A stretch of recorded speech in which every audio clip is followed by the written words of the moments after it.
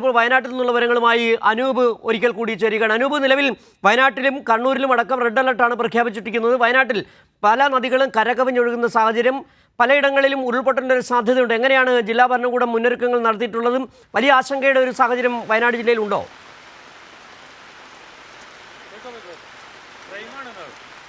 ആശങ്കയുയർത്തുന്നൊരു സാഹചര്യം ഇപ്പോൾ വയനാട്ടിലുണ്ട് എന്ന് വേണം പറയാൻ. നമുക്കറിയാം, റെഡ് അലർട്ട് പ്രഖ്യാപിച്ചു. പക്ഷെ അതിശക്തമായിട്ടൊരു മഴ പല മേഖലകളിലും പെയ്യുന്നു എന്നുള്ളതാണ്. പ്രത്യേകിച്ച് മാനന്തവാടി, ബത്തേരി താലൂക്കിൽ നൂൽപ്പുഴ പ്രദേശത്ത് അതിശക്തമായ മഴയാണ്.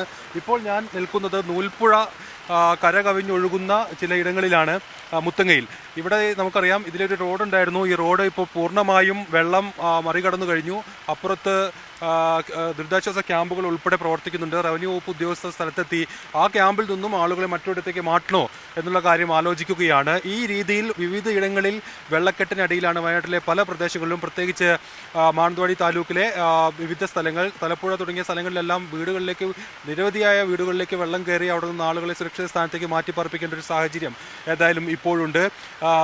ഇപ്പോൾ ദേശീയപാത 766 അല്പസമയം മുൻപ് ഗതാഗതം തടസ്സപ്പെടുന്ന ഒരു സാഹചര്യമുണ്ടായി. അവിടെ തകരപ്പാടിയിൽ നൂൽപ്പുഴ തന്നെ കരകവിഞ്ഞ് റോഡിലേക്ക് കയറിയാണ് ആ രീതിയിൽ വെള്ളക്കെട്ടുണ്ടാവുകയും തുടർന്ന് ഗതാഗതം സ്തംഭിക്കുകയും ചെയ്തത്. എന്നാൽ ഈ നൂൽപ്പുഴയിൽ നിന്ന് പോകുന്ന വെള്ളം എത്തുന്ന കർണാടകയിലെ നൂഗു അണക്കെട്ട് ജില്ലാ ദുരന്ത നിവാരണ അതോറിറ്റിയുടെ ആവശ്യപ്രകാരം അവർ തുറന്നുവിട്ടിട്ടുണ്ട്. അതുകൊണ്ട് വെള്ളം ഒഴുകി പോകുന്നുണ്ട്. കബനിയിലെ സാഹചര്യവും അതാണ്. പുൽപ്പള്ളിയിൽ പെരിക്കലൂർ മുതൽ പല മേഖലകളിലും തീരമേഖലകളിൽ ആശങ്കയുയർത്തുന്ന വിധമാണ് കബനി നദിയിലെ ജലനിരപ്പ് ഉയരുന്നത്. അതുകൊണ്ട് ജില്ലാ ദുരന്ത നിവാരണ അതോറിറ്റി കർണാടകയിലെ ബീച്ച്നെഹള്ളി അണക്കെട്ട് തുറന്നുവിടാൻ നിർദ്ദേശിക്കുകയുണ്ടായി. അത്തരത്തിലുള്ള അഭ്യർത്ഥന ജില്ലാ ദുരന്ത നിവാരണ അതോറിറ്റി നൽകുകയുണ്ടായി. അതിൻ്റെ അടിസ്ഥാനത്തിൽ ബീച്ച്നെഹള്ളി അണക്കെട്ടും തുറന്നുവിട്ടിട്ടുണ്ട്. അതുകൊണ്ട് തന്നെ കബനിയിൽ വലിയ കുത്തൊഴുക്ക് രൂപപ്പെട്ടിട്ടുണ്ട്.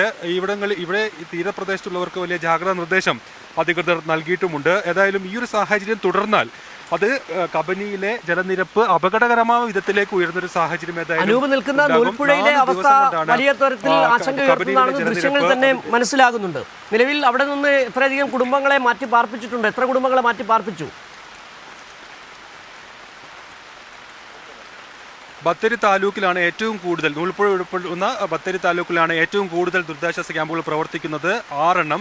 അത് ഇനിയും വർദ്ധിക്കാനിടയുണ്ട്. കല്ലൂർ സ്കൂളിൽ ഉൾപ്പെടെ പുതിയ സ്ഥലങ്ങളിൽ നിന്ന് ആളുകളെ ഇപ്പോഴും റവന്യൂ വകുപ്പ് ഉദ്യോഗസ്ഥർ ആ സ്ഥലങ്ങളിലേക്ക് എത്തിച്ചുകൊണ്ടിരിക്കുകയാണ്. ആ രീതിയിലാണ് ക്യാമ്പുകൾ പ്രവർത്തിക്കുന്നത്. ബത്തേരി താലൂക്കിലാണ് ഏറ്റവും കൂടുതൽ ക്യാമ്പുകൾ, പിന്നീട് മാനന്തവാടി താലൂക്കിലാണ്. മാനന്തവാടി താലൂക്കിൽ 6 ക്യാമ്പുകളും പ്രവർത്തിക്കുന്നുണ്ട്. ആകെ 345 പേരാണ് ഇപ്പോൾ വിവിധ ദുരിതാശ്വാസ ക്യാമ്പുകളിൽ പ്രവർത്തിക്കുന്നത്. എന്നാൽ ഈ ഒരു സാഹചര്യം തുടർന്നാൽ ഇപ്പോൾ ഞാൻ നിൽക്കുന്ന ഈ നൂൽപ്പുഴയിലെ പ്രദേശത്ത് നിന്ന് പോലും കൂടുതൽ ആളുകളെ മാറ്റിപ്പാർപ്പിക്കേണ്ട ഒരു സാഹചര്യമുണ്ട്. നേരത്തെ കണ്ട ദൃശ്യങ്ങളിൽ കാണാം, അവിടെ വീടുകൾ, ആദിവാസി സങ്കേതങ്ങൾ ഉൾപ്പെടെയുള്ള സ്ഥലങ്ങൾ ഈ നൂൽപ്പുഴ കരകവിഞ്ഞതിനെ തുടർന്ന് ഒറ്റപ്പെട്ടൊരു സാഹചര്യമാണുള്ളത്.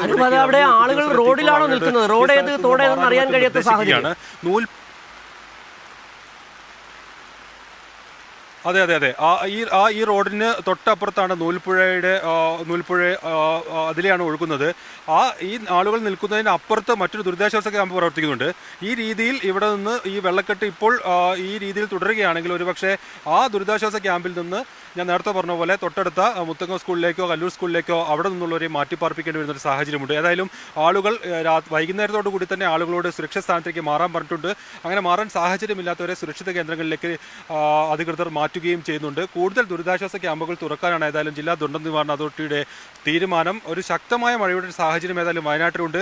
പൊതുവിൽ അത് അതിശക്തമാണ്. ബാണാസുര സാഗർ ഡാമിൻ്റെ റിസർവോയർ പ്രദേശങ്ങളിലെല്ലാം ശക്തമായ മഴ പെയ്യുന്നത് ജലനിരപ്പ് ഉയരുന്നതിന് കാരണമായിട്ടുണ്ട്. ആവശ്യമെങ്കിൽ ഡാം തുറന്നുവിടാനുള്ള ഒരു തീരുമാനം കഴിഞ്ഞ ദിവസം മന്ത്രി AK ശശീന്ദ്രന്റെ നേതൃത്വത്തിൽ നടന്ന അവലോകന യോഗം തീരുമാനിച്ചിരുന്നു. കാരാപ്പുഴ ഡാം. വയനാട്ടിലെ മഴ ഇത്ര ശക്തമായ മഴ എത്ര ദിവസം തുടരുമെന്നത് സംബന്ധിച്ച് എന്തെങ്കിലും വിവരങ്ങൾ കാലാവസ്ഥാ വകുപ്പ് നൽകുന്നുണ്ടോ? ഇപ്പോൾ ഇത് ഒരു നേരത്തെ പറഞ്ഞ ഒരു അതിൻ്റെ അടിസ്ഥാനത്തിൽ അല്ല ഏതായാലും ഇപ്പോൾ കാര്യങ്ങൾ സംഭവിക്കുന്നത്. ഇപ്പോൾ 4 ദിവസം തുടർച്ചയായി ശക്തമായ മഴ പല മേഖലകളിലും പെയ്തു.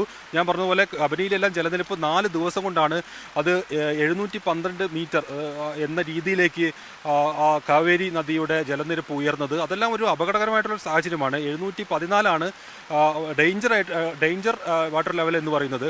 അതുകൊണ്ട് അതെല്ലാം വലിയൊരു ഈ പ്രദേശത്ത്, അതായത് ഈ പുൽപ്പള്ളി എരിക്കല്ലൂർ മുതൽ അവിടേക്കുള്ള ശരി, അനൂപാണ് വിവരങ്ങൾ, വലിയ വയനാട്ടിലെ വിവരങ്ങൾ നൽകിയത്. വയനാട്ടിൽ നൂൽപ്പുഴ അടക്കം കരകവിഞ്ഞ് ഒഴുകുകയാണ്. വലിയ തരത്തിലുള്ള ആശങ്ക. മഴ 4 ദിവസമായി ശക്തമായി തുടരുകയാണ്. വിവിധ ഇടങ്ങളിൽ ജനങ്ങളെ ദുരിതാശ്വാസ ക്യാമ്പുകളിലേക്ക് മാറ്റി പാർപ്പിക്കുകയും ചെയ്തിട്ടുണ്ട്. അനൂപാണ് വിവരങ്ങൾ നൽകിയത്.